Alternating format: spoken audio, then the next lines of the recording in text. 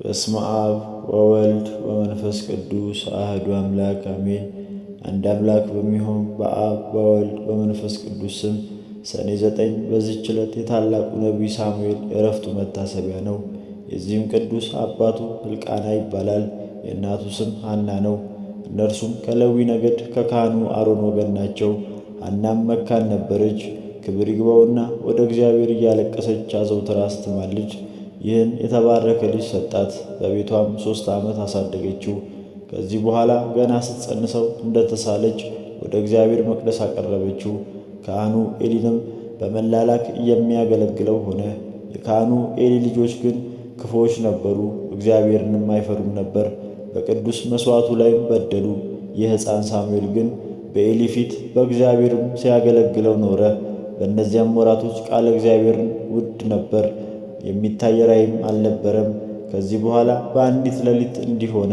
ኤሊ በመኝታ ተኝቶ ሳለ ዓይኖቹን መፍሰስ ጀምረው ነበር፣ ማየትም አይችልም ነበር። የእግዚአብሔርም መብራት አብርቶ ለማሳደር ገና አላዘጋጁም ነበር። ሳሙኤል ግን በቤተ መቅደሱ በእግዚአብሔር ማደሪያ ታቦት አጠገብ ተኝቶ ነበር። እግዚአብሔር ሳሙኤልን ሳሙኤል ሳሙኤል ብሎ ጠራው። እነሆ ኤሊ አለሁኝ አለ። ወደ ኤሊም ፈጥኖ ሄደ። ስለ ጠራኸኝ እነሆ እኔ መጣሁ አለው። ኤሊም አልጠራሁህም፣ ተመልሰህ ተኛ አለው። ሄዶም ተኛ። እግዚአብሔር ዳግመኛ ሳሙኤል ሳሙኤል ብሎ ጠራው። ሳሙኤልም ተነስቶ ወደ ኤሊ ሄደ። ስለ ጠራኸኝ እነሆ መጣሁ አለው። ኤሊም አልጠራሁህም፣ ተመልሰህ ተኛ አለው። ሳሙኤልም ከዚያ አስቀድሞ እግዚአብሔርን በራእይ ገና አላወቀውም ነበርና ቃለ እግዚአብሔርም አልተገለጠለትም ነበር። ዳግመኛም እግዚአብሔር ሳሙኤልን 3ኛ ጊዜ ጠራው። ተነስቶም ወደ ኤሊ ሄደ። ስለ ጠራኸኝ እነሆ መጣሁ አለው። ኤሊም ያንን ልጅ እግዚአብሔር እንደ ጠራው አሰበ። ልጄ ተመልሰህ ተኛ፣ የሚጠራ ካለ እኔ ባሪያህ እሰማለሁና ጌታዬ ተናገር በለው አለው። ሳሙኤልም ሂዶ በመኝታው ተኛ። እግዚአብሔር መጥቶ እንደ መጀመሪያው በፊቱ ቆሞ ጠራው። ሳሙኤልም እኔ ባሪያህ እሰማለሁና ጌታዬ በል ተናገር አለው። እግዚአብሔርም ሳሙኤልን የሰማው ሁሉ ሁለቱን ጆሮቹን ይይዝ ዘንድ እነሆ እኔ በእስራኤል ላይ የተናገርኩትን ቃሌን አደርጋለሁ።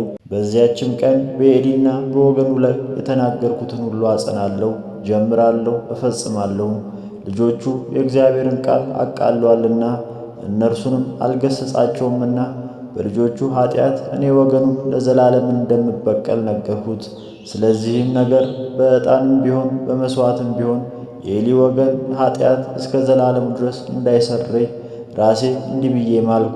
በኤሊ ወገኖችና ልጆች ላይ እግዚአብሔር የተናገረውን ሁሉ ተፈጸመ። ከዚህም በኋላ የቂስ ልጅ ሳኦል ቀብቶ ለእስራኤል ልጆች ያነግሠው ዘንድ እግዚአብሔር ሳሙኤልን አዘዘው፣ እንዲያነግሥላቸው ለምነዋልና።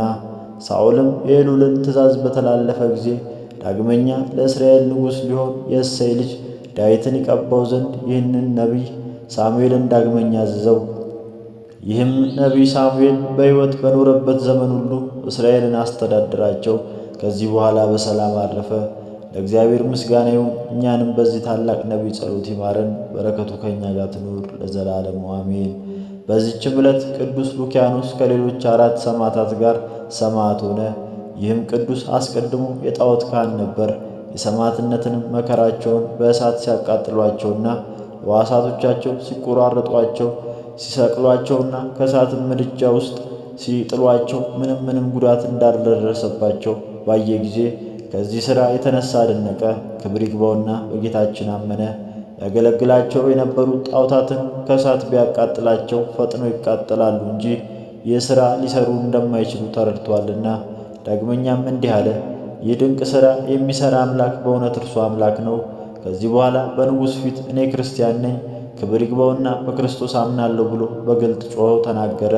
ንጉሥም ወደ እርሱ አቅርቦ ጣዖት ማምለክን እንዳይተው መከረው። ወደ አምልኮ ጣዖትም ይመለስ እንደሆነ ብሎ ብዙ ቃል ኪዳኖችን ገባለት። እርሱ ግን አልሰማውም፣ ስቃዩንም አልፈራም። ከዚህ በኋላ ንጉሥ ጽኑ ስቃይን ሊያሰቃየው ጀመረ። ዘግዝቀውም እንዲሰቅሉት፣ መንጋጋውንም በድንጋይ እንዲሰብሩት፣ ታላቅ ግርፋትንም እንዲገርፉት አዘዘ። ከዚህ በኋላ 4 ክርስቲያን እስረኞች ቀረቡና ከእነርሱ ጋር አቆማቸው። ንጉሡም ለአማልክት ዕጣን አጥኑ፣ ይህ ካልሆነ ግን ታላቅ ስቃይን አሰቃያቸዋለሁ አላቸው። እነርሱም ለስህተቱ አልታዘዙለትም። በላያቸውም ተቆጥቶ በእሳት ምድጃ ውስጥ ጨመራቸው። ያን ጊዜ ዝናብ ዘነበ፣ እሳቱም ጠፋ። ቅዱስ ሉኪያኖስ ግን እንደ አምላክህ እሰቅልሃለሁ ብሎ በእንጨት መስቀል ላይ እንዲሰቅሉ ታዘዘ። በረጃጅም ችንካሮችም ሥጋውን ሁሉ ቸነከሩት፣ ነፍሱንም በእግዚአብሔር እጅ ሰጠ። እነዚህ አራቱ ሰዎች ራሶቻቸውን በሰይፍ እንዲቆርጧቸው አዘዘና ቆረጧቸው። የሰማዕትነት አክሊልም በመንግሥተ ሰማያት ተቀበሉ። ለእግዚአብሔር ምስጋና ይሁን። እኛንም በከበሩ ሰማዕታት ጸሎት ይማረን፣ በረከታቸው ይድረሰን ለዘላለሙ አሜን። በዚችም ቀን የዮሐንስና የጳጳስ አልክርሳ የዕረፍታቸው መታሰቢያ ነው። በረከታቸው ከእኛ ጋር ትኑር ለዘላለሙ አሜን። ጌታዬ ሆይ ከብልጽግናቸው ብዛት የተነሣ ብዙ መባ ካገቡልህ ይልቅ የዳይቱን አነስተኛ መባ እንደተቀበልክ ለሁል ጊዜ የሚያገለግሉህን አእላፍ መላእክት እያሳሰብኩ በችግሬ ጊዜ የማቀርብልን ምስጋና ተቀበል። እናንተ ቅዱሳን ነቢያት፣ የወንጌል ሰባኪያን ሐዋርያት፣ ሰማዕታት፣ ጻድቃን፣ ትጉሃን መላእክት፣ ፍጹማን ደናግናን፣ እንዲሁም ደጋጎች መነኮሳት ሆይ ልጅ አዋቂ ሳይለይ የምንሰበሰብበትን የጉባኤ ቦታ ባርኩ። ይህንን መጽሐፍ ወረቀት አዘጋጅቶ ብራና ዳምጦ የጻፈውንና ያጻፈውን ከግዕዝ ወደ አማርኛ የተረጎመውን ቃለ ንባቡን በእርጋታ መንፈስና በተመስጦ ሕሊና ያዳመጠ በደለኛን ሁሉ የምታስምር የጌታ እናቱ በማርያም ጸሎት ኢየሱስ ክርስቶስ በአንድነት ይማረን።